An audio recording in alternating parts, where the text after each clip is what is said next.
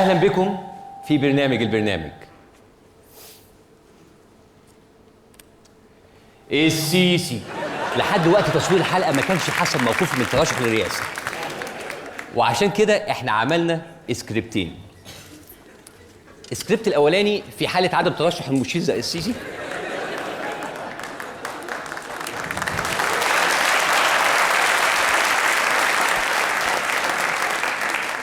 اختيارات ومرشحين حيره. اما بقى في حاله ترشحه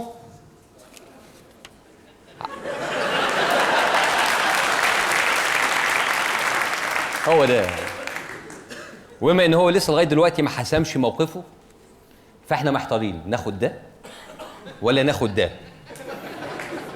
كده اللي في نصيبنا هناخده، فده نحطه على جنب دلوقتي، وخلي ده هنحتاجه قريب قوي قوي قوي قوي قوي بقى. عزيزي المشاهد، لو انت قاعد دلوقتي بتتفرج على الحلقه يوم الجمعه فده معناه حاجتين. اولا ان البرنامج ما اتمنعش،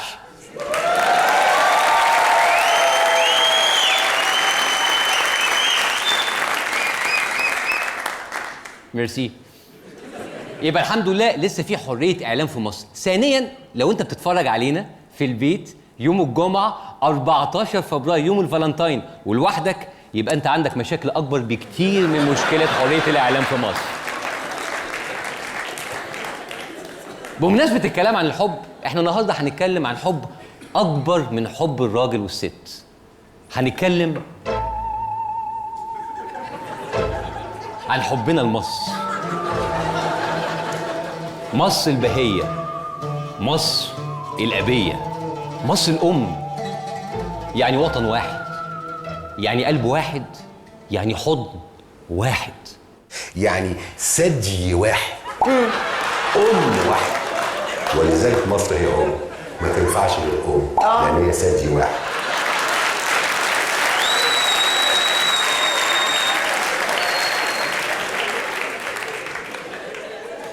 أمة واحدة في ناحية واحدة ثانية واحدة. هو قال فردة واحدة؟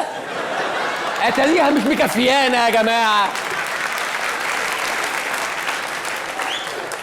وطبعا الأمة الواحدة دي بيشغلها سؤال واحد: من هو رئيس مصر القادم؟ من سيرأس مصر؟ مين ممكن يرشح نفسه؟ من هو الرئيس القادم؟ بس لازم نعرف برضو مين رئيس مصر القادم. يعني أنا نفسي أعرف مين رئيس مصر القادم، مين رئيس مصر القادم. فأرجوك لازم نتكلم في الموضوع ده، لأن أنا نفسي أعرف مين رئيس مصر القادم. لا يا أسامة، أرجوك ما تخبيش عليا، أرجوك يعني بليز قول لي، ما انتش مراح يا أسامة لما تجاوب على السؤال ده. هو مين هو رئيس مصر القادم؟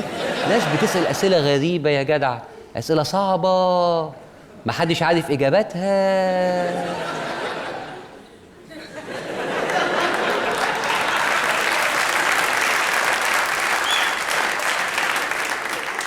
مين رئيس مصر القادم؟ دي غيبيات. إن هننجم يعني أسامة هيعرف منين؟ طب مش يمكن السؤال بيتسأل للشخص الغلط؟ اسألي حد من الحكومة قريب من مركز صنع القرار، حد كبير، مدير، وزير، أكيد هيقول رأيه من غير خوف ومن غير تردد، زي وزير الثقافة كده. هو تفتكر مين رئيس مصر اللي جاي؟ سؤال صعب، سؤال صعب جدا. والشخص ده موجود هنا؟ لا، مصر مش نضوت يعني لدرجه ان ما يبقاش فيها حد يستطيع ان هو. انما انت مش شايف حد لغايه دلوقتي؟ لعل المرحله القادمه يعني يبقى فيه. انما لغايه دلوقتي مش شايف حد؟ يعني اعتقد مش شايف حد؟ انت من رئيس مصر القادم؟ من رئيس مصر القادم؟ قل من رئيس مصر واعطيك شربة ماء.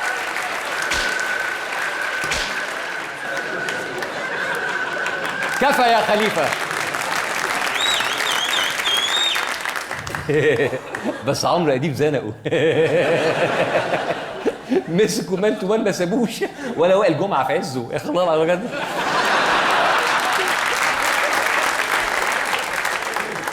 بس فعلا يا جماعه ده سؤال اجابته صعبه. يا دي الحيره يا ولاد. واحنا النهارده بقى هنحاول نجاوب على السؤال ده هو في الفقره الثابته كل يوم: الطريق الى الاتحاديه. وطن واحد، هي ثدي واحد، واتمرمغنا في خيره، شعب واحد وبدأت معركة الرئاسة. بيحدد مصيره مرشح واحد. انا نفسي اعرف مين رئيس مصر القادم. هنستعبط مفيش غيره لتصل إلى حكم مصر. خد صلاح سالم من فوق النفق يمين، خد تاني وترن عشان الاولاني عكسي وارجع تلاقي نفسك هناك عادي. الطريق إلى الاتحادية 2014. سقف اللي بتوع الجرافيكس يا جماعه بيتعبوا قوي قوي قوي قوي. الحقيقه احنا ما عندناش اي فكره مين اللي هيجي رئيس. تحس كده ان الناس متخبطه متلخبطه. طب مش لازم نعرف اسمه، نعرف وصفه، شكله بالشبه كده. الفضول يا جماعه هيقتلنا. ممكن نعرف ايه مواصفاته؟ مين اللي ممكن يبقى عليه قبول كده واجماع ونقول ان ده والله وطني، حط تحتها 1000 خط. في شمخه، في كاريزما، في علم، عنده CV. محدش هاوي بس هيجي يتعلم فينا. مين هو اللي يصلح رمانة ميزان؟ يا جماعه خلاص وضحت يعني اهي. ايه يعني خايفين تقولوا اسمه؟ ما تقولوا اسمه. ها حسن شحاته في حسن شحاته. تعالوا نبص على CV بتاعه. رمانة ميزان وقبول واجماع مفيش كلام. وطني شال المنتخب، مش هاوي 3 كاس افريقيا، شمخه وكاريزما، شمخه من قدام وكاريزما من ورا. تمام يا جماعه ده ايه الانعاره دي؟ عايزين ايه الكلام ده؟ احنا هنتشرط من اولها ولا ايه؟ ايه لازم الرئيس يبقى عنده احنا عايزين واحد يبقى فيه بيننا وبينه ود ومحبه، بس برضه نتقل، ما تزودوهاش وندلق عليه. احنا مش محتاجين لده كله. احنا محتاجين هذا الرجل، محتاجينه بمنتهى الشوق، يعني بمنتهى الشوق محتاجين الراجل ده. هل هو موجود؟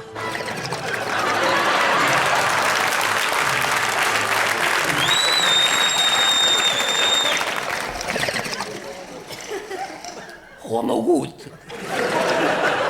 بس راح يجيب حاجه وجاي. انا ما بعرفش شيء اسمه حسن.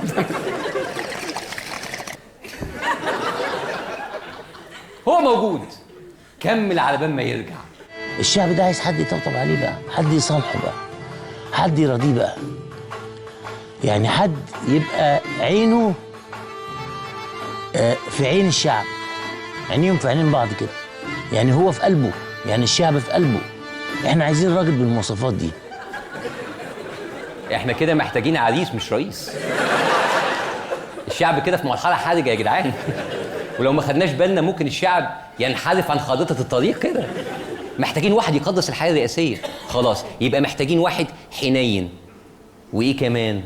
يعني عين بتاخدك في حضنه كده، عين تدفيك، عين تحسسك ان وراك ظهر، وراك راجل. عين 3 عيون. البوتاجاز الرئاسي.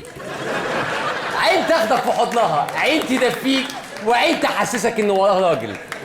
البوتاجاز الرئاسي يا مشعل الاحساسي.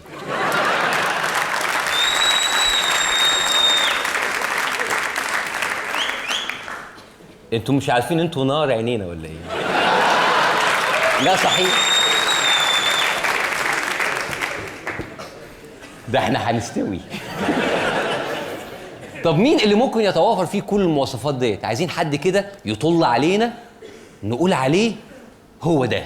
هذه الطلة هي الحاجة الخاصة بجمال عبد الناصر. جمال عبد الناصر، يبقى عايزين واحد زي جمال عبد الناصر. قبل ما اكمل عايزين كلنا ندعي للاستاذ محمود سعد يرجع لنا بالسلامة ان شاء الله. حبيبنا والله بنحبه جدا. يبقى احنا عايزين واحد زي عبد الناصر، طلته زي عبد الناصر. اصل يا جماعه مصر دي ما جابتش الا 2. انتوا عارفين هما مين؟ هي مصر بس ما جابتش غير جمال وعبد الناصر. انا ما حضرتهمش بس هم دولت اللي عملوا مصر.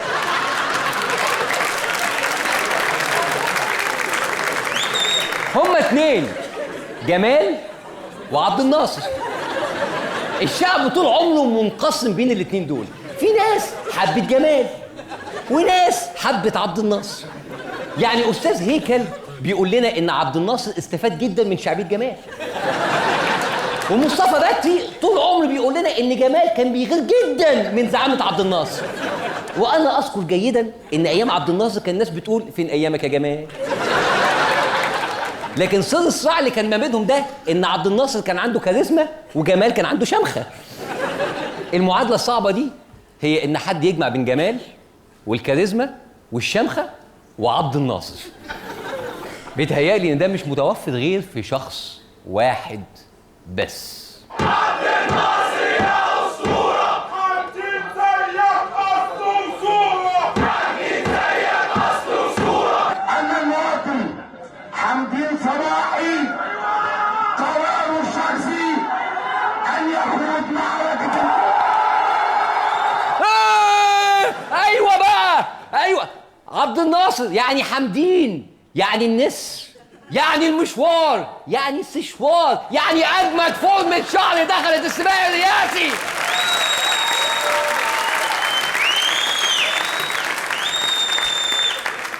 يا جماعه حمدين هو اللي هيرجع الحق اللي ضايع، الامل اللي ضايع، الحلم اللي ضايع. من فضلكم في ايباد ضايع، اللي لاقي ايباد ابيض ارجو انه يسلمه هنا في المنصه، صاحبته موجوده بعد اذنكم. لقيته ايباد ضايع. مش مهم الحلم اللي ضايع، الحلم طريقه طويل، نلاقي الايباد الاول وبعدين نحلم براحتنا. ويا جماعه هي في ثوره من الايباد؟ اهو راجل زي الفل دخل سخن شمر ودب ايده في المشاكل من اولها. هو ده اللي فعلا ممكن يملى مكان عبد الناصر. لو مش مصدقني نسال ابن عبد الناصر نفسه. يعني انا النهارده لو من اللي موجودين كلهم اول واحد هديله صوتي حمدين صباحي. حمدين عنده كتله على الارض قويه. شايفه ده اللي بيمثل خط عبد الناصر. بيمثل خط عبد الناصر. وعشان كده يعني نقدر نقول الاستاذ عبد الحكيم عبد الناصر يدعم حمدين صباحي مرشحا لرئاسه الجمهوريه. انا بتصور انه الوحيد اللي عنده كومه بالبلدي كده يتراكم عليها هو حمدين.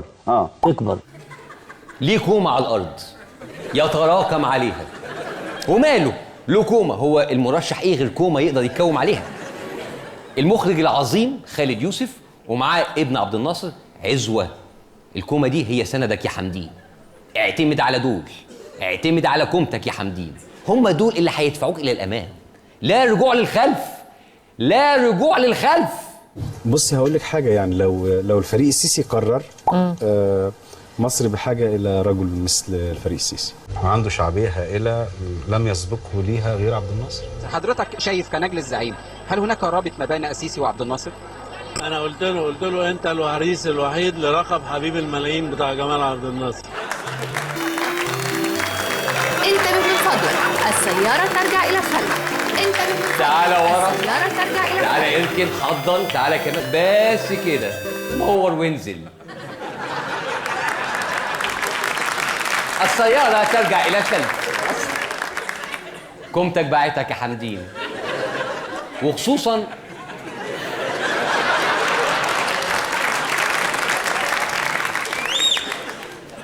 وخصوصا بعد ما خطفوا خالد يوسف في سفينة فضاء واستبدلوه بواحد تاني عشان يغير رأيه. معلش يا حمدين، مش مهم الكومة يا حمدين. طيب حيث كده بقى يبقى مفيش غير واحد بس أحق برئاسة مصر، سيادة الفريق. هل سيخوض الفريق أحمد شفيق انتخابات الرئاسة القادمة؟ البدائل التالية هقولها لحضرتك. إذا أنا يا فندم، إذا أنا وجدت إصرار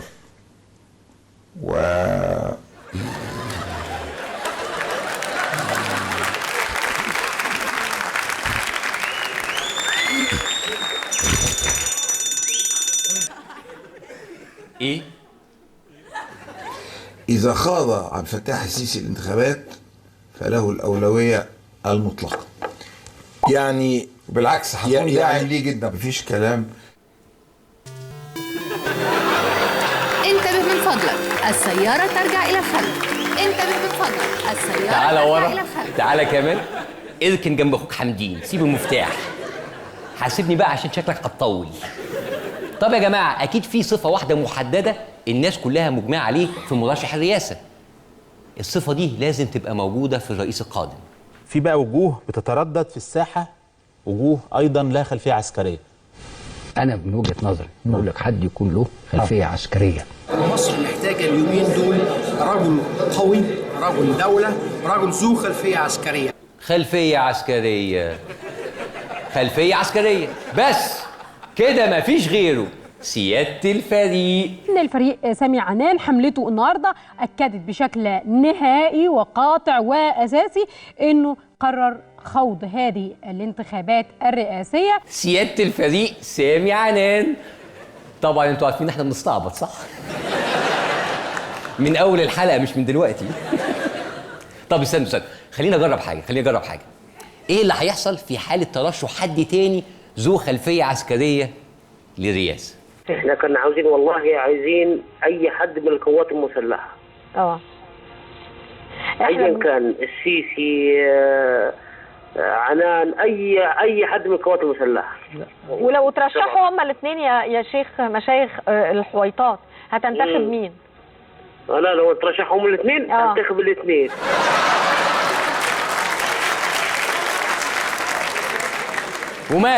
وماله يبقوا كده زي جمال وعبد الناصر.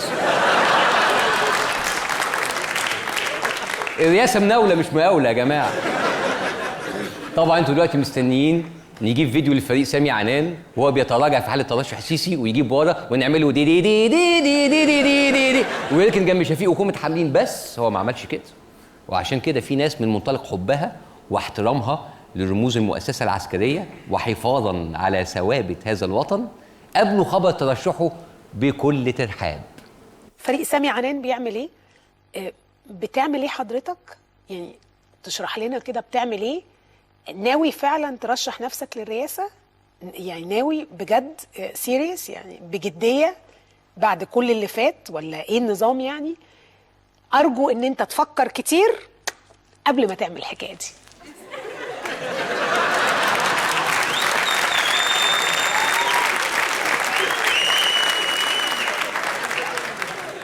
Seriously بجد؟ I was like سبحان الله يعني مش ممكن.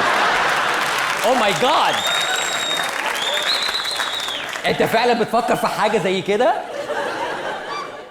What the hell, no way, fuck that. يعني مش ممكن. شفتوني وانا angry and sexy؟ ده انا قصدي انا. طب ده انت زعلان ليه يا مدام لميس؟ ده بيتقدم للرئاسه مش بيتقدم لحضرتك يعني.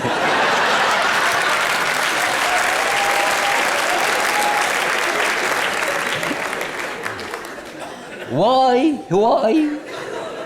do this؟ قفش عليه ليه؟ يعني nothing personal يعني nothing.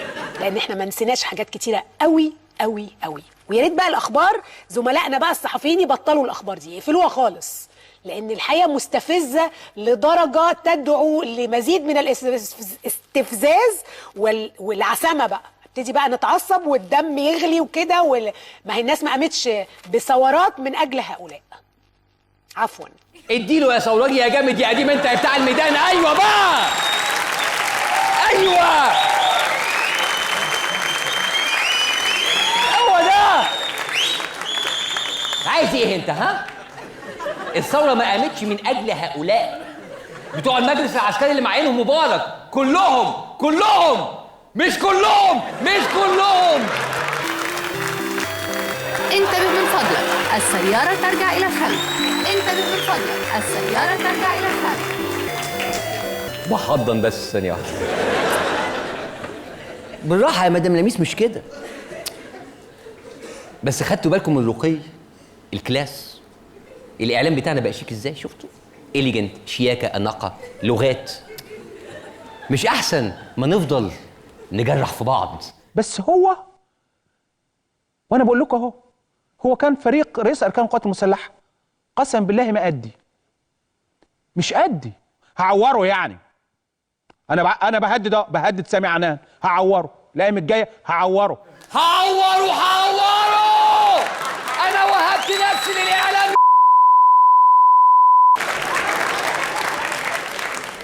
ايه ده ايه ده ايه يا احمد، ايه يا احمد ده خليت الواحد يتنرفز، مش كده يا احمد؟ اهدى يا حبيبي اهدى. هاح هاح هاح هاح. حد يعمل في نفسه كده؟ تقول له هعوره هعوره. طب افرض قطه جت خلبشته دلوقتي، تلبسها انت؟ وبعدين ده راجل عسكري، ثوابت ورموز وكده. انا بهدي النفوس. وكمان يعني ايه اخرة الكلام ده ايه؟ ها؟ هعورك انت شخصيا بس، ونروح المحاكم مع بعض. ايه المشكله؟ هنطلع بقى، هنطلع اللي ما طلعش. هنطلع اللي ما طلعش؟ ايه ده؟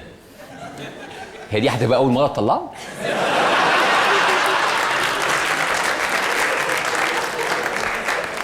طب ما طلعتوش من زمان ليه؟ اصل الحاجات ديت لازم نشوف النور يعني، عشان نعرف حجمها الحقيقي. اصل ممكن بعد كده ما يكونش في حاجه اساسا. يعني معاك دليل من زمان يا احمد، طلعه وخلصنا. يعني كل ده عشان اتجرأ ونزل الانتخابات قدام الفريق شفيق.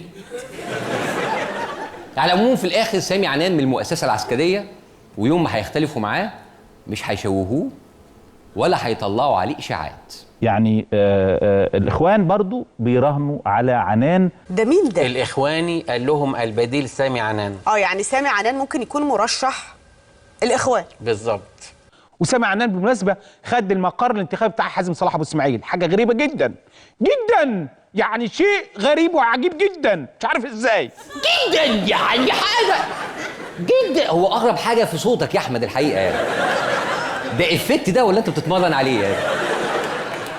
عايزين يا خليفه نعمل الصوت ده عشان هو بيضحك جدا جدا. طبعا الاشاعات اللي بتطلع على اي حد دلوقتي، اخوان وعميل وغيره، مش هتخوف الفريق عنان، واكيد مش هيتراجع ويرجع ورا ويركن، لان انا بصراحه ما عنديش مكان فاضي اركنك. كان معانا الدكتور عفت السادات ايضا، وقال على مسؤوليته انه لديه معلومات مؤكده ان الفريق سامي عنان في اللحظه سيعلن عدم خوض الانتخابات، بل سيدعم المشير السيسي. هذا هو المطلوب. انتبه من فضلك، السيارة ترجع إلى تعالى يا سامي، تعالى اركن صف تاني، هم قاعدين خلاص مش طالعين، وهو ده المطلوب. سامي عنان بقى حلو دلوقتي، ساب الاخوان خلاص وساب مقر ابو اسماعيل، وبعد ما ساب مقر ابو اسماعيل خد التامين، بس هو كان مركب تكييف فسابه، فبدل ما تقعد بقى تكسر في الحيطه. المهم نرجع لموضوعنا، وده يا جماعه درس لاي حد يتجرأ وينزل الانتخابات الرئاسيه. بس معقول يا جماعه الانتخابات هترسى على كده؟ طب فين السسبنس؟ فين الديمقراطيه؟ طب كده الشعب يعمل ايه عشان يجيب رئيس يحقق اماله؟ إذا لم يخرج الشعب المصري السيسي لن يرشح نفسه، عشان الناس بس تبقى إذا لم يخرج في الاستفتاء. مش في الاستفتاء. في مطالبة الفريق السيسي في تكليف الفريق السيسي بأن يرشح نفسه. لابد من تكليف. إذا لم يحدث ذلك انسوا وتحملوا أنتم المسؤولية. وممكن يتكرر السيناريو السابق الأخطر كمان. إن إحنا نبقى بين نارين، بين مرشح ومرشح. ياه معقول؟ مرشح قدام مرشح؟ دي مصيبة. يعني نروح ونحط صوتنا ونختار واحد من 2 مرشحين، واحد منهم يبقى رئيس جمهورية؟ غريبة دي، نختار كده عادي؟ وهي دي تبقى ديمقراطية؟ هي كده الديمقراطية على فكرة. طب باستعباط بقى، نفترض إن جه رئيس تاني غير اللي الناس كلها بتتكلم عليه، يحصل إيه؟ النهارده فكرت في حاجة، هو بعد انتخاب الرئيس السيسي هيروح فين؟ السيسي هيكمل وزير دفاع. هيبقى عندنا بلد برئيسين. بلد برئيسين؟ ياه، بلد برئيسين؟ انتوا عارفين دي ما حصلتش من ايام جمال وعبد الناصر. نراكم بعد الفاصل.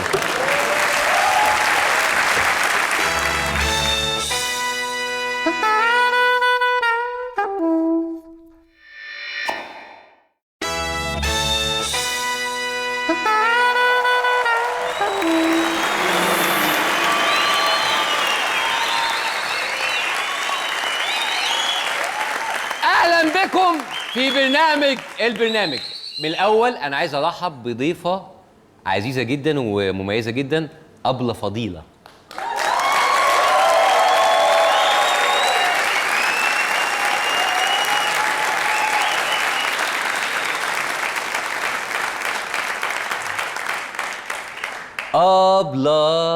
أبلة فضيلة زي حضرتك يا اختي. اوكي، مبدئيا قبل ما نبتدي احنا بنعتذر ان احنا الحقيقه ما حضرناش الفقره ديت كويس. احنا الحقيقه قررنا ان احنا ما نتعبش نفسنا في سكريبت لسببين. اولا ان احنا توقعنا ان احنا غالبا هنتوقف بعد الفقره الاولى ديت.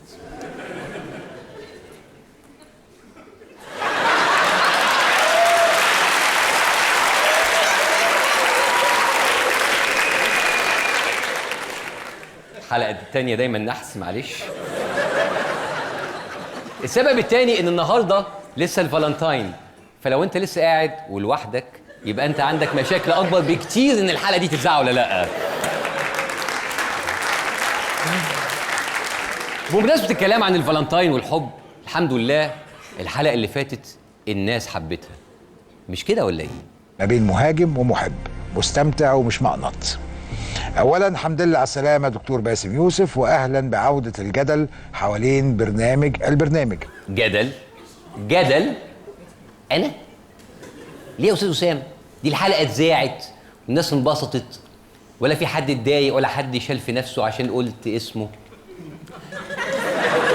على فكره في ناس كتير اتلطت في الطلعه دي، فاي حد هنا اسمه عمرو انا بعتذر. في الاخر ده برنامج كوميدي، واحنا شعبي بيحب الكوميديا، بيحب الفرفشه، بيموت في الضحك. ايه رايك في ما قاله باسم يوسف، الزميل باسم يوسف؟ مين باسم؟ لا انا عارفه، انا عارفه يعني، بس هو مين؟ عمل ايه للبلد؟ مفيش مجال اصلا ان احنا نضحك او نهزر. مصر في حاله حرب يا جماعه، لازم كلنا نبقى عارفين دوت. ايه القفله دي يا عمرو؟ يعني انت راجل حساس وفنان ومفروض تقدر ازاي الفن مهم جدا في حياه البني ادمين، وازاي الفن بيساهم في بناء المجتمعات، اغاني، مسرحيات، افلام.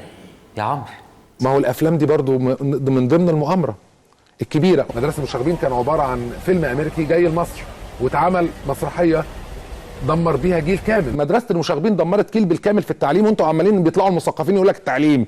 لا ده انت دمرت جيل بالكامل. فاذا الفن هو العامل الرئيسي للفساد في الوطن العربي. الفن بيدمر المجتمع يا عمرو؟ ليه التعميم ده؟ هو انا معاك ان في حالات شاذه من الفنون هي اللي بتدمر المجتمع يا عمرو.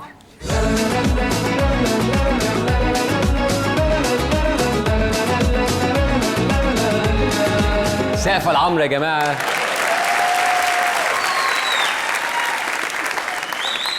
يلا يا عمرو، بخلي الناس تسقف لك اهو عشان تعرف ان مفيش حساسيات بينا. ها، نو هارد فيلينجز، اوكي؟ ها، وبعدين انت سالت مني ليه؟ انا بقول لك يا عمرو، هو انت مش عمرو؟ يعني انت في البطاقه عمرو، والناس كلها عارفه انك عمرو. ايام مبارك كنت عمرو، وفي الثوره كنت عمرو،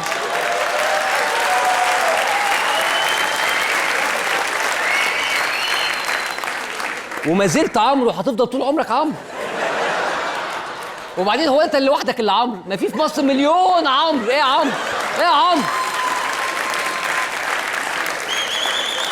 غريبه والله، يعني تيبيكال عمرو، والله تيبيكال عمرو. ما تاخدش الامور على صدرك يعني. وعشان اثبت لك يا عمرو ان ما فيش هارد فيلينجز، انا هسمع كلامك. انا النهارده هتكلم جد، مش ههزر. اي حد عنده كلمتين جد يقولهم. معانا على التليفون الاستاذ سامح ابو عرايس الباحث السياسي. استاذ سامح اهلا بيك يا فندم.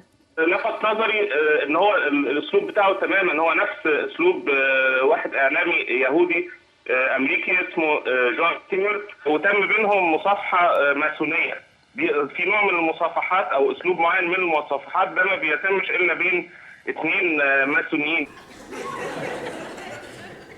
يعني دلوقتي استاذ سامح ابو عرايس بيقول عليا ماسوني؟ ليه يا عرايس؟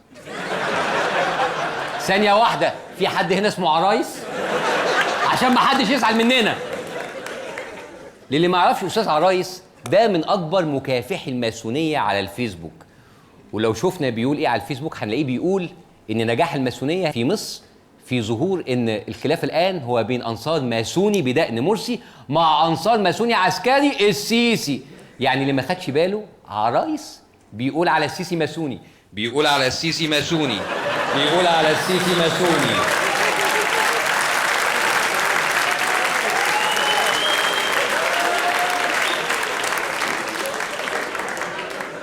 يعني قناة الفراعين لصاحبها توفيق عكاشة أنا بهدي النفوس، جابوا واحد اسمه عرايس بيقول عليا ماسوني، فيتضح إن هذا العرايس بيقول على المشير السيسي نفسه إنه ماسوني. شوف يا أخي التويست.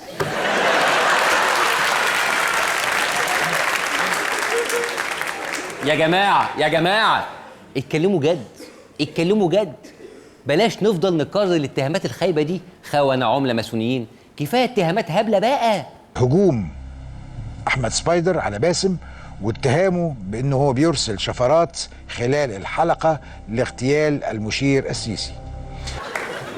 ده ايه البلاوي دي؟ يعني واحد اسمه عرايس بيقول عليا ماسوني، واحد اسمه سبايدر بيقول انا عايز احتل المشير السيسي، اللي عرايس بيقول عليه ماسوني. جرايه عرايس.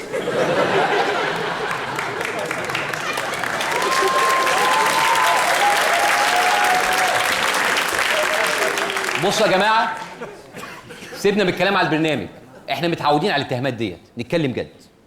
في حاجات اهم من البرنامج. تعالوا نتكلم عن بلدنا، عن الوطن. الوطن اللي ربى، الوطن اللي كبر، تاريخ طويل من الابطال.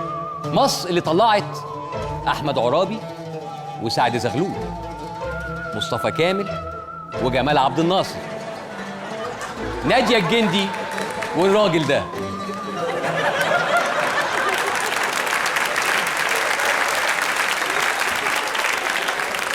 مصر اللي كل العالم عينه عليها، مصر المطمع، مصر المستهدفة. مصر بتتعرض لمؤامرة، المؤامرة الداخلية المدعومة من الخارج. هناك مؤامرة ومؤامرة دولية. المؤامرات مؤامرات مؤامرات مؤامرات مؤامرات مؤامرة على مصر. احنا وسط مؤامرة دولية. ايوه احنا دلوقتي داخلين على منحنى تاريخي. يا جماعة احنا داخلين جوه منحنى تاريخي. احنا داخلين على مؤامرات.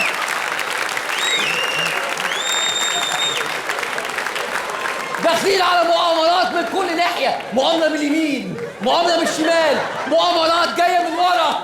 إلا مصر يا كلاب، إلا مصر يا كلاب.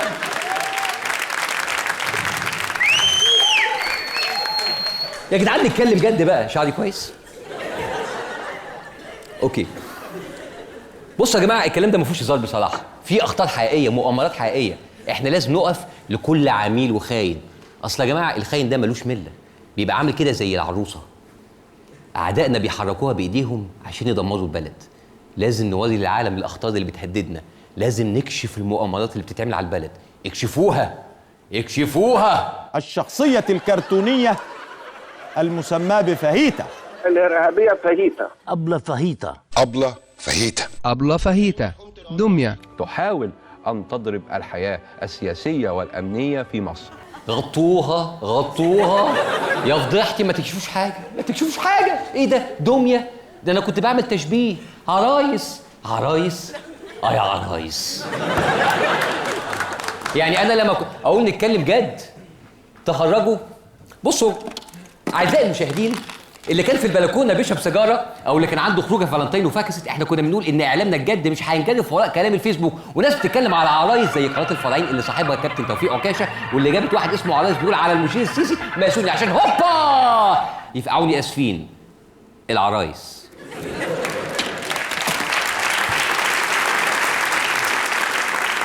نرجع لموضوعنا.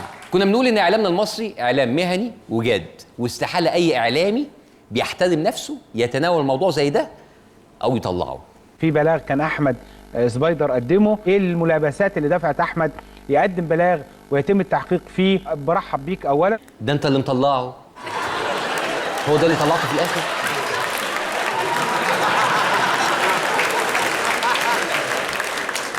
لا، طالما جه في برنامج الاستاذ احمد موسى يبقى بلح ولازم يتقطف. وسعوا لي بقى عشان دي قضيه مهمه جدا ولازم الشعب المصري يفهم كل حاجه. ايه الحاجات المريبه في الاعلان اللي طلع فيه أبلة فهيطة؟ ملحوظه، الفيديو اللي جاي ده تم اختصاره للحفاظ على صحتي وصحتكم. خش عليا الكاميرا يا ريت ايه؟ لا مش دلوقتي، خليني كملني انت احسن. فريزر يا بطه، فريزر. كل ده كلام مع بطه يا باشا. اوفر وهدايا كتير. اوكي ولا اوكي. فتقتي بطنطو، فتقتي بطنطو قامت عامله لها ازاي؟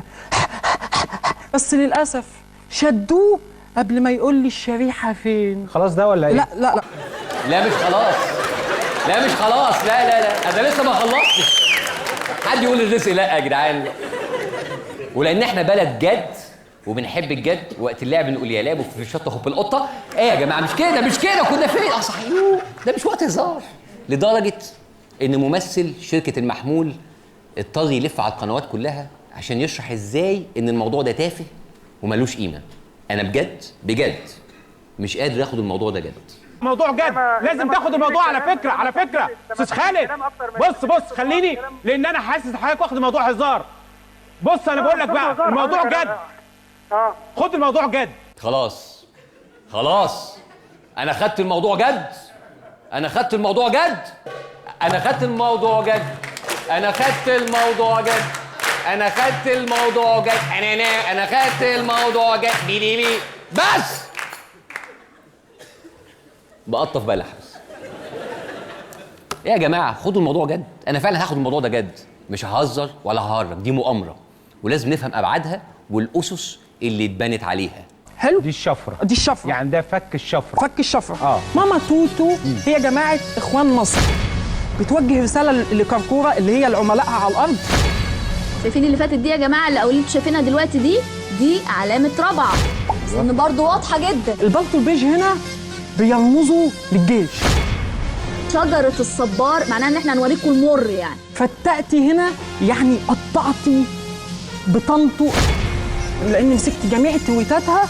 كل تويتاتها برسائل مشفره، كل تويتاتها رسائل مشفره. يا دين النبي، هي دي الشفرات. احمد سبايدر يعني شفره، يعني موس، يعني موس الاعلام المصري، يعني احمد موسى، يعني هو اللي مطلعه. تويتات وشفرات ايه بس يا جدعان؟ بقول لكم ايه، احنا نتكلم جد. هتكون يعني هي بتقول ايه في التويتات بتاعتها؟ نشوف مع بعض بتقول ايه. أبلة فهيطة، عكاشة، وعبد الرحيم علي، والعنكبوتي، ربنا ما يقطع لهمش عادة، شباك، always هي الحل. طبعا حضراتكم عايزين تعرفوا always يعني ايه.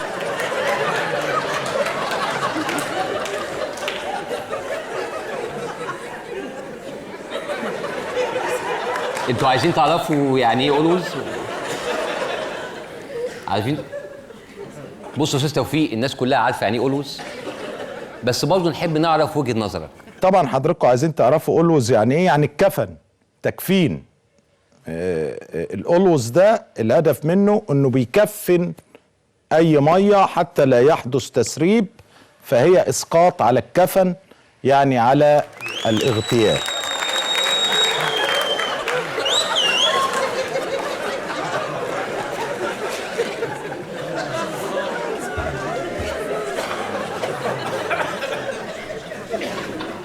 always يعني اغتيال.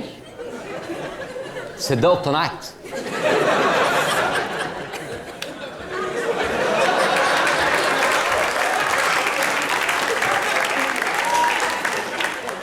شفتوا الاعلام المخضرم بيسمع المعلومات بيمتصها ثم يحلق باجنحه ابداعه يوصل لك المعلومه بمنتهى النعومه فتنام مستريح. طب يا جدعان ده كلام خطير جدا وتفسيرات مقنعه فعلا. يعني معنى كده ان احنا لو دخلنا على حساب العروسه العميله ديت هنعرف المؤامرات اللي بتتدبر لمصر. طب نجرب كده، نجرب. ليتس ابلاي الشفره. واحده من العبارات الغامضه الابله فهيطه: يهدوا الهنش. لو استخدمنا معطيات ابننا دي عايزه قاعده دي. استنى بقى. لو استخدمنا معطيات ابننا سبايدر واستاذ توفيق عكاشه، بما ان توتو تساوي جماعه الاخوان وكركوره تساوي العملاء اللي على الارض، ناخد الجذر التربيعي للبطانه يبقى بضرب الطرفين في الوسطين. اذا الهنش هو السد العالي.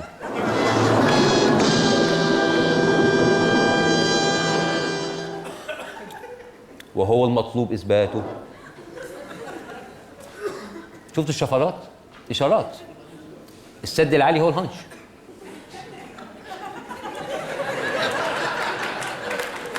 لا بجد، انتوا مش شايفين الشفره؟ الهنش هو السد العالي. تحت وفي ظهر مصر وعالي، ولو حد لعب فيه كلنا احنا.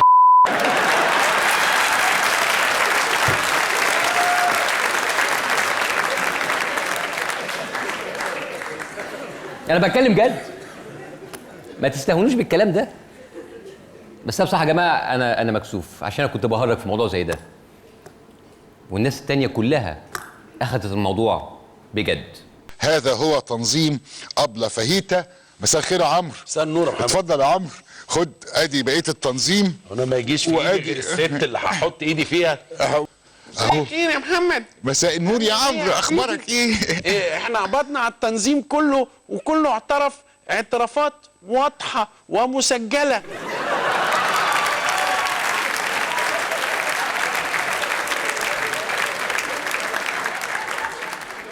ايه رايك في اللي احنا بنعمله ده يا عمرو؟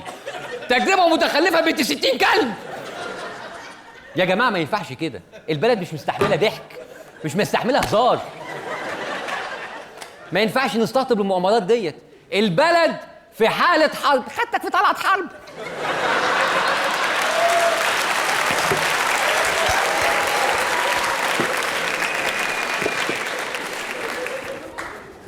يا جماعه عيب، ما يصحش. مش ده الاسلوب الجاد اللي بيليق بمؤامرات خطيره بتعملها ضدنا عروسه. انا فعلا بلوم استاذ شردي واستاذ عمرو اديب، بياخدوا الموضوع بتهريج جدا مش بجديه. يعني ناس بتهرج وبتاخدها باستخفاف. انا نفسي، انتوا عارفين انا عايز ايه؟ انا عايز مش عايز غير يعتذروا لجماهيرهم اذا كان ليهم جمهور ما زال. يعتذروا لجمهورهم اللي حاولوا يلسنوا الايام اللي فاتت ويتكلموا ويضغطوا على النيابه. عيب عيب عيب عيب عيب عيب عيب عيب عيب فعلا عيب عيب قوي. عارفين ايه اللي عيب؟ ان بلد بالحجم ده يبقى اعدائها بالحجم ده والاعلاميين بتوعها بالحجم ده. يبقى نتعلم من هنا ورايح ان اي حاجه يطلعها احمد موسى تبقى بلح ومصيره يدبل ويقع.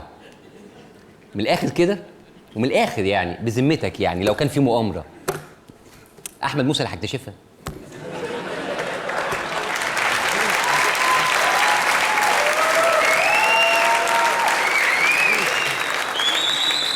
وكمان الموضوع ما وقفش على فهيطة، الموضوع منتشر حوالينا.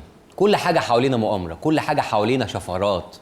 ولو فاكر ان ده كلام اهبل على الفيسبوك، اعلامك قام بالواجب.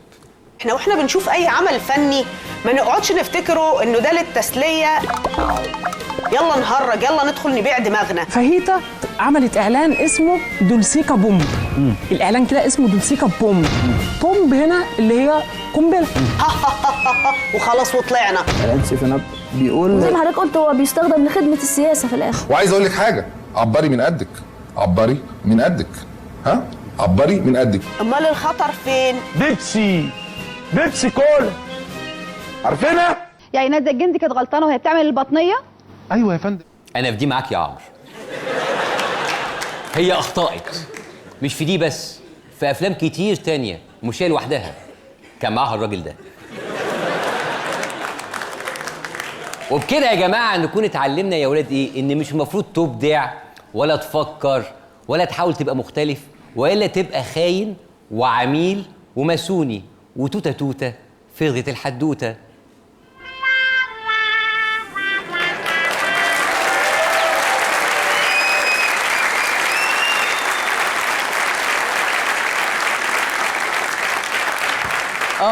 أبلة فاهيتا. عشان كده نحب نهدي الناس المبدعة في مصر طريقة مضمونة إنك تسوق للمنتج بتاعك من غير ما تلبس مؤامرات ولا شفرات ولا تلبس في الحيطة ولا تلبس في مصيبة. ده كان إعلان حاجة ساعة. الإعلان ده كان هيكسر الدنيا. كنا جايبين بنات وموزز من لبنان وبنت أوكرانية وبتشرب تقول على ميسي وكريستيانو واقفين طابور عشان يلبسوا كوبري من كابتن مجدي عبد الغني وياخد بق من الحاجة الساعة ويقول يح بدل والواد اللي صوته مبحوح يغني انت الوحيد انت الجديد.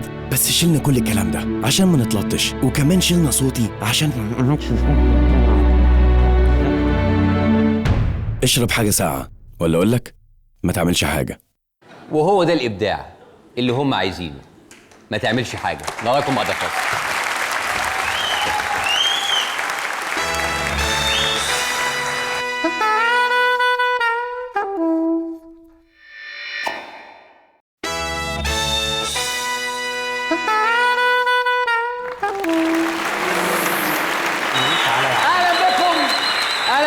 أخرى في البرنامج. قبل ما نبتدي الفقرة ديت احنا عايزين نعلن عن مسابقة ان احنا البرنامج هيقدم كل اسبوع 5 تذاكر مجانا عشان يحضروا العرض كل يوم 4، وده هيبقى معتمد على نشاطكم على اليوتيوب. خشوا على اليوتيوب شانل بتاعتنا البرنامج، وعلى الفيسبوك اكاونت بتاعتنا هتلاقوا مكتوب على الشاشة. في التلفزيون مش ليكم انتوا عارفين.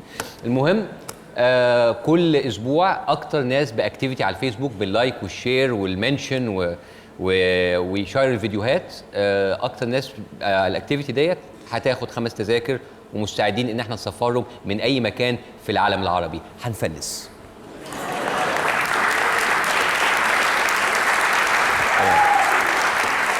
المهم النهارده احنا محضرين لكم مفاجأة كبيرة جدا. احنا في حد ذكرنا اسمه في الحلقة اللي فاتت وفي الحلقة ديت ذكرناه كتير وشكله زعل مننا جامد، فاحنا حبينا ان احنا نلطف الامور ونهدي الجو وندعوه ان هو يحضر معانا هنا. والحقيقه ان احنا استغربنا جدا ان هو وافق ان هو يجي ويشرفنا. تعالى يا عمرو. المخرج عبد سلامه.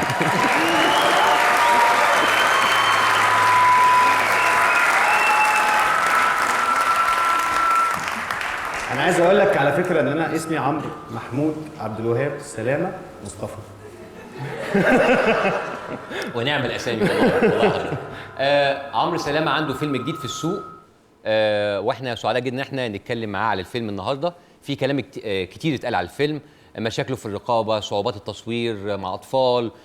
ففي الاول خلينا نشوف تقديمه او اعلان قصير جدا للفيلم.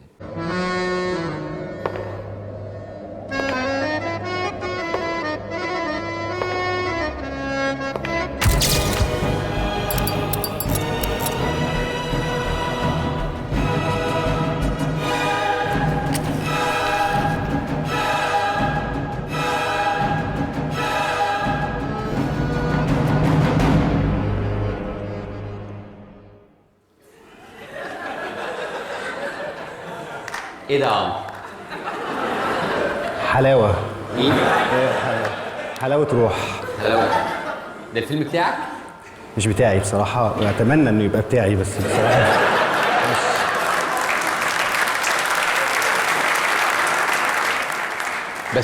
بس انا في طفل انا شفته هنا هوت، يعني متاكد انه مش بتاعك؟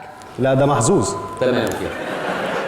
بس هو فيلم واضح ان هو فيلم وطني، يعني انت عارف فيه ابيض واسود واحمر علم مصر وكده. طبعا احب اكد ان انا بهني استاذ محمد سبكي على الفيلم واستاذ سامح عبد العزيز، واتمنى له ان الفيلم ينجح، والحمد لله انه ما نزلش مع لا مؤاخذه. دي اهم حاجه. انت بتشكر في السبكي وكده عشان هو مين المنتج بتاع الفيلم بتاعك؟ محمد حفظي. تمام اوكي. لا يعني اتمنى والله برضه عشان يبقى بتاعك في الاخر. طب يا جماعه احنا بنعتذر على الخطا ده، يا ريت تجيبوا لنا فيلم لا مؤاخذه. لا مش فيلم لا مؤاخذه، فيلم اسمه لا مؤاخذه. نشوف مع بعض جزء من الفيلم ده. هاني عبد الله بيتر سوسة في السنتين اللي فاتوا ما غابش عن المدرسة ولا يوم. هاني ما كانش بيعرف ينام إلا لما بيصلي هو وباباه سوا. احنا النهارده فقدنا شخص عظيم بنحبه كلنا. دي عقود كل حاجة بقى يا عبد الله. ومالها مدارس الحكومة؟ حلوه الحكومه. حد يقدر يقول على الحكومة وحشة؟ كل عام وأنتم شكلك ابن ناس. واللي جابك هنا؟ هاني عبد الله فيك. خلاص اقعد، يعني الحمد لله كلنا مسلمين. وحبيبي لابس برنيتا. امري لله هتصاحب عليه. والله شكله ما عندوش لا مؤاخذة. والله شكله عنده 3 لا مؤاخذة. لا مؤاخذة لا مؤاخذة لا مؤاخذة. مفتاح الحلم. الصب ده انت الزلطة دي يا عم. انت عندي على الفيسبوك؟ ما قلتلهمش ليه؟ هقطع لك وشك الفرفور. فاكراك متربي وتعرف تكلم مدرستك ازاي؟ هصرف على ابني لغايه ما اموت. اخويا زي ما ضربتوه في شارعكم هيتاخد حقه في شارعكم. لأي كلب منكم يفرد عقل. اعمل دماغك. يلا انت وهو عشان تشوفوا. وسنبقى شايفين؟ متحابين متعاونين. الواد اللي طلع كفتاس. الواد اللي طلع كفتاس. الواد اللي طلع كفتاس.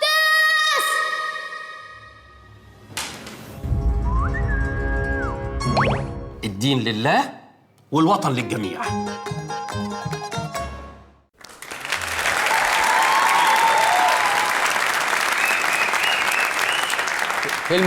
فيلم ممتاز. انا يعني شفته مرتين ثلاثه، انا مبسوط جدا انا شفته. الحقيقه ان عمرو سلامه صحيح شاب صغير بس له تاريخ طويل من الافلام وسمات هايل، عمل افلام كتيره جدا. 3 بس 3. كم؟ 3. بس انت عارف الموضوع مش بالكم بالكيف، يعني انت عارف حضرتك يعني مثلا من احلى افلامك ال3 دول فيلم 6 7 8 بتاع. والمصحف ما انا اللي عامله، والمصحف ما بتاعي، بتاع محمد دياب. ايوه. وانا كل ما حد يشوفني في الشارع يقول لي 6 7 8 ده احلى فيلم ليك، فده بيجرحني. يعني انا بجد شيء يضايق. اصلا انا كنت هكلمك على فيلم 6 7 8 النهارده. طب امشي؟ لا خليك. طب بص، احكي لنا عن تجربتك عن الشغل مع الاطفال. يعني اكيد انت اتبسطت جدا، تجربه هايله انك تشتغل مع الاطفال، حاجه جميله مش كده؟ مش ممكن تنساها. بص، ده دواء الضغط ماشي عليه من بعد الفيلم. في دواء اللي بينيمني بالليل موجود في البيت برضو. لا تجربه وحشه جدا. انا اكتر حاجه بتضايق منها هي الناس اللي بتطلع في برامج وتتكلم على الافلام بتاعتها، فيقولوا ايه رايك بقى، ايه مواقف الفيلم واللي كان التصوير عامل ازاي؟ يقول لهم والله ده احنا كنا اسره جميله ونجيب لبعض اكل ونتضايق قوي لما يتقال فركش. انا لما كان بيتقال فركش دي وبعدين بقى اسوأ حاجه يقول لك ايه، طب انت ازاي تعاملتي مع نجم كبير كده وبتاع؟ هو خدني واحتضنني. فهو كل النجوم الكبار بتحتضن الفنانات الصغيره كده في كل الافلام. بصراحه احنا كان لوكيشن وحش جدا.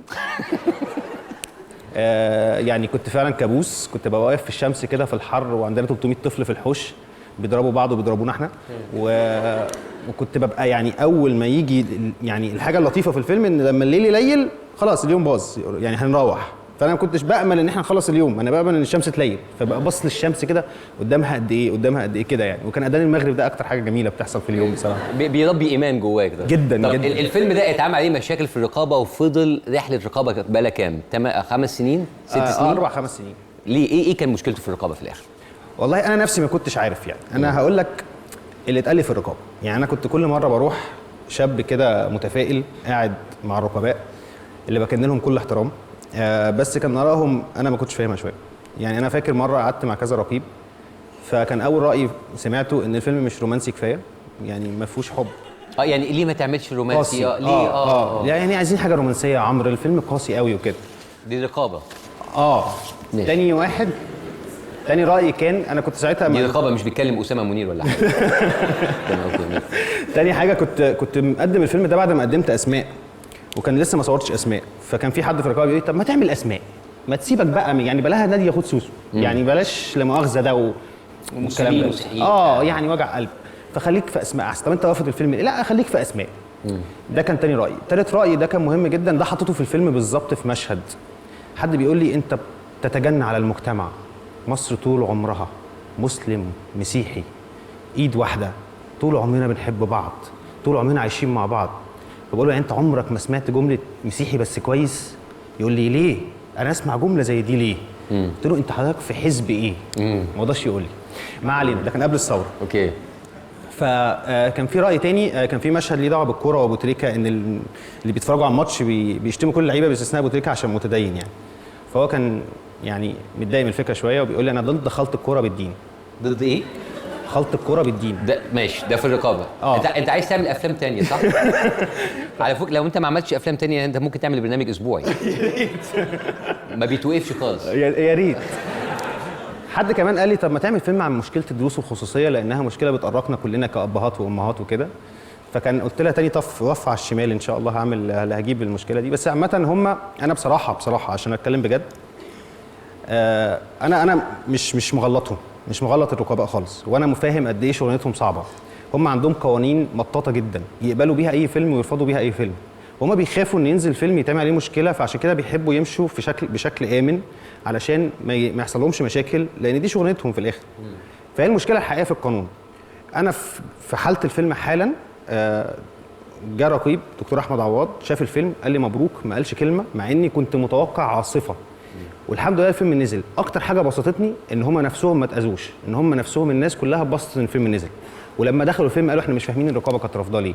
فاتمنى ده يبقى حاجه في المستقبل علشان تعاملنا مع الافلام يبقى اقل من المشاكل، وغير كده ان القانون يتغير بشكل يليق بالفن يعني.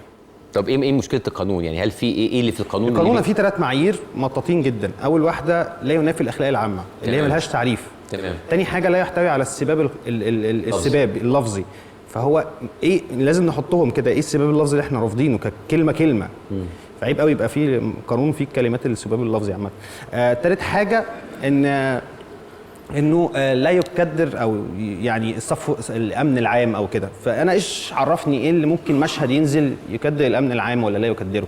ففي الاخر هي قوانين مش مفهومه، ممكن بيها تقبل اي فيلم وممكن بيها ترفض اي فيلم. انا ما عنديش المشاكل دي خالص في البرنامج بتاعي. لا انت بسم الله ما شاء الله خالص البرنامج بتاعي مش ما انا جاي شايف برضه في الشارع.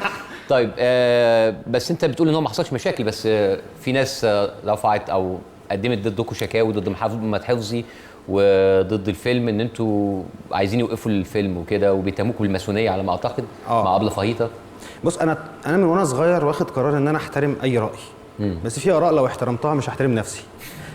فعشان كده انا الحاجه اللي مضايقاني جدا في الاراء دي هي حاجه واحده، ان فعلا سوق السينما محتاجهم كسيناريستات، يعني كناس مبدعه بتعرف تجيب تفاصيل جامده جدا. يعني انا فعلا لما بقراها فعلا بحاول على قد ما اقدر ما اتضايقش، بقول ده رايي ولازم احترمه، وانا بحترم كل الناس ونفسي احترم كل الناس. بس في الاخر حرام، ده مجهود حلو تحطوه في سكريبت تعملوا فيه فيلم خيال علمي، فيلم مؤامرات، فيلم اي حاجه. بس فعلا حرام نهلك بعض كلنا ونتعب بعض في كده، خصوصا لو جاء من فنانين زيك انت بتحترم فنهم وشغلهم، فييجوا في حته تانية خالص تلاقيهم فعلا عندهم نيه للاذى. وده شيء بصراحه مضايقني جدا، لان عمري ما يبقى عندي مشاعر زي دي تجاه اي فنان مهما عمل. هو غالبا هيعمل هو الفيلم الخيال العلمي بتاعه هيمنعه هو بنفسه. هيطلع فيه حاجات. طب الفيلم ده انت عملت كل نفسك فيه، يعني انت كان نفسك تزود حاجه عليه ما زودتهاش؟ بص انا طلعت فيلم زي ما انا عايز، بس كان في يمكن حاجات كنت هحطها وفي الاخر انا شخصيا لما فكرت فيها فنيا ما حطيتهاش. يعني كان في مثلا ان تمثال المسيح كان بيتكلم، دي ما حطيتهاش. وكان في حاجه كانت في اول الفيلم، انا كل فيلم بعمله من ال3 افلام بس اللي انا عملتهم يعني كان في الاول اهداء. فكنت عامل اهداء في اول فيلم ده بقول ان الفيلم ده مهدى لل90 مليون اقليه في مصر. احنا في ال3 سنين اللي فاتوا وقبلها طول ما احنا عايشين عشنا احساس الاقليه كلنا، في اي لحظه ما حسينا باحساس الاقليه ده. ليه حسينا بكده؟ عشان اي حد كان بياخد الاغلبيه كان بيعامل الاقليه كانها اقليه. فازمتنا الحقيقيه ان احنا كان نفسنا بعد الثوره نرمي ميراث من 4000 سنه اللي هو ميراث احادي، احنا روايه واحده، احنا الاجابه النموذجيه اللي الاولاد لازم يجاوبوها، بس احنا ما عندناش راي، احنا في اجابه لازم تجاوبها في الامتحان، احنا بنحب حاجه واحده، احنا بنكره حاجه واحده.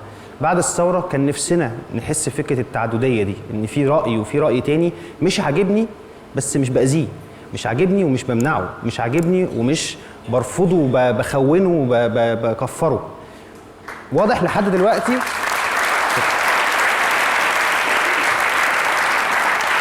ان احنا لسه ما وصلناش. جمهور متاثر قوي. انا بعرف. فبس فاتمنى كنت ومش شلتها على فكره مش لاي سبب، شلتها لان انا حسيتها انها خطبيه زياده يعني. بس انا اتمنى ان الفيلم ده يبقى خطوه ولو صغيره وسط الاف الخطوات اللي كلنا بنحاول فيها ان احنا نوصل لمرحله ان انت كلامك انا مش عاجبني خالص بس سايبك تقوله. طيب انت دلوقتي كواحد المفروض انت من الاغلبيه، انت بتعمل فيلم على الاقليه، ايه اللي خلاك تعمل كده؟ بص يا باسم انا عمري في حياتي ما كنت اغلبيه. ازاي؟ بص يا باشا، اتولدت في الخليج، الواد المصري اللي معانا في الفصل. رجعت من الخليج دخلت مدرسه حكومه، كنت الواد الفرفور اللي جاي من بره. بعدها دخلت مدرسه خاصه، كنت الواد المعفن اللي جاي من مدرسه حكومه. بعدها عشان كنت برسم حلو قوي وليا في السينما وكده، فدخلت كليه تجاره طبعا. فلما دخلت كليه تجاره كنت الواد الفنان اللي معانا في تجاره. بعد ما خلصت تجاره بقيت الواد اللي جاي من تجاره وعايز يشتغل في الفن. ومنه لله اللي كان السبب جمال عبد الحميد لما كان بيعمل كده، كنت زملكاوي طول عمري. دي كارثه بقى اكبر من كل ده. خلاص.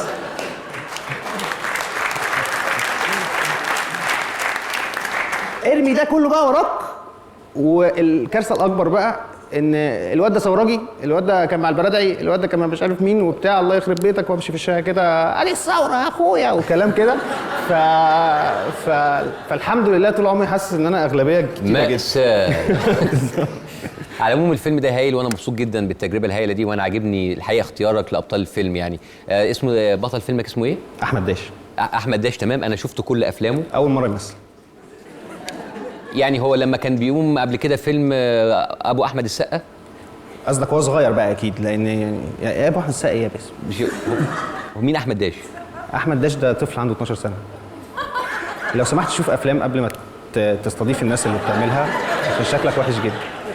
هو بص انا ما شفتش الفيلم بس ممكن احرقه لكم لو سمحت. بلاش. احمد السقا بيموت في الاخر. بلاش احرق الفيلم. ما انت حرقته خلاص. هو بيطلع شبح. بتحب ذكر انت الناس تحرق لك الافلام صح؟ بص بمناسبه الحرق دي انا ليا قصه كده بفتكرها بضحك. ايام ثانوي كان في فيلم مشهور جدا مصر كلها دخلته اسمه تايتانيك. فاكرينه؟ فتايتانيك كان واحد صاحبنا فشار جدا جدا جدا. فكنا في درس كده انا فاكر، فقال لي على فكره انا دخلت تايتانيك امبارح. فقلت له لا يا راجل. قال لي اه والله. قلت له طب وحصل ايه في الاخر؟ قال لي ما انا مش عايز احرق لك بقى، انا عارف ان هو قلت له لا احرق يا اخويا، انا شفت الفيلم. ايه اللي حصل في الاخر؟ قال لي انت بتختبرني يعني؟ قلت له اه. قال لي تيتانيك مات.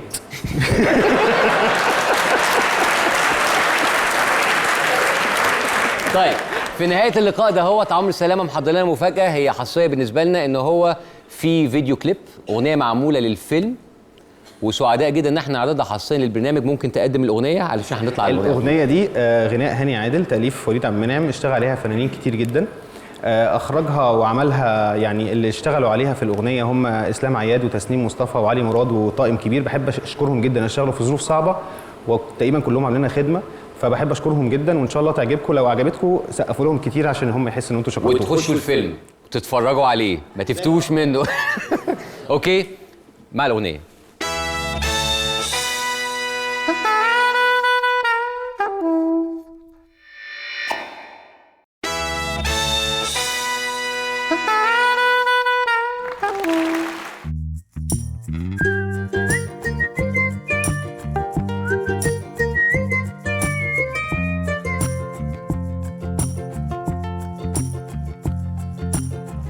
وفضلت ادور والف، همزة بتستنى الف،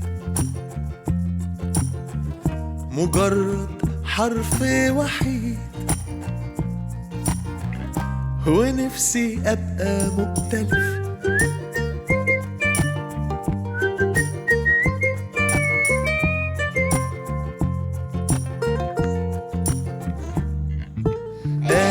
نزلت من السطر، نزلت تشرب من البحر، كان خط كتير بيمين مستني اوصل للبر. هات حرفك جنب مني، نبقى كلمة، نبقى جملة، نبقى سطر جديد، والسطر يبقى سكة، يبقى ضحكة، يبقى ايدي وانت مادد ايد.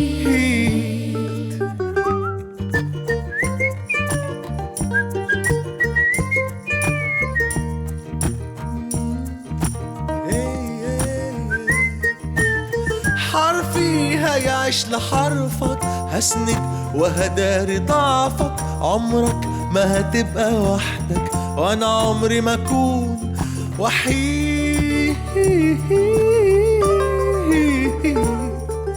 هات حرفك جنب مني، نبقى كلمة، نبقى جملة، نبقى سطر جديد، والسطر يبقى سكة، يبقى ضحكة يبقى ايدي وانت مادد ايد. ألف نزلت من السطح نزلت تشرب من البحر، كان خط كتير بميل مستني اوصل لبر. ألف نزلت من السطح نزلت تشرب من البحر، كان خط كتير بميل مستني اوصل للبر.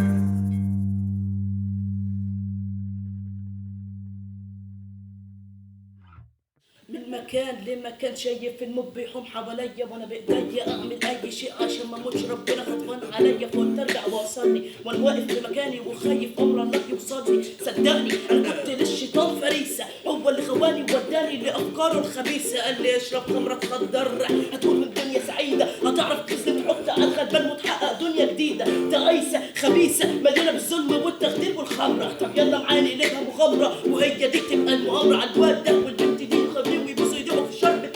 اوعى تستغرب مني تفتكرني ان انا مؤذي، لا دي شغلانتي اوقع منهم افكر بينكم ابتدي اكسب وانتصر اخدع افترس السع احترس، وانت من هبلك عبطك ضعفك بايمان ربك تسمع كلامي. فهمت بقى ان اقدر احقق لك كل الاماني، وده كلامي لكل واحد ضعيف بايمان ربه ياخد باله من ايامي. وفجأة الموت قرب عليا والخبزات حواليا والدنيا تلف بيا، مخنوق ولساني ماسك رجليا بيلف من حواليا، خدرني جرجرني من رجليا، ما بقتش عارف امسك الا في حبل ربي، بستغفر واقوم اصلي. انا بدعي يا رب يسر امري، ندمان تعبان زعلان من اللي بيحصل لي، انا لازم افوق واتوب. دلوقتي عرفت معنى الاحكام، الالتزام هو الشكر لله على الدوام. عمرو سلامة يا جماعة، فيلم لا مؤاخذة لسه في السينمات، أنا اتفرجت عليه كل ده بهارك، فيلم ممتاز، اتفرجوا عليه، نشوفكم إن شاء الله الحلقة الجاية، تصبحوا على خير.